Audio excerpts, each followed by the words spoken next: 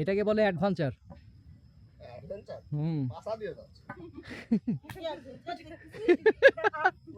আপনার যাচ্ছে আমার কিন্তু কিছুই মনে হয় না, বুঝছেন?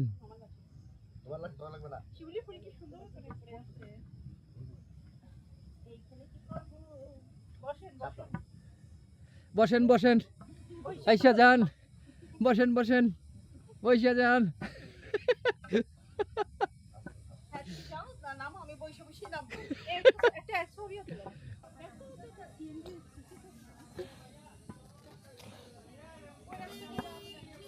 কোন রাস্তা? না না না, ওটা দিয়ে ইকো পার্ক যাবে, মানে সীতাকুণ্ড বাজার।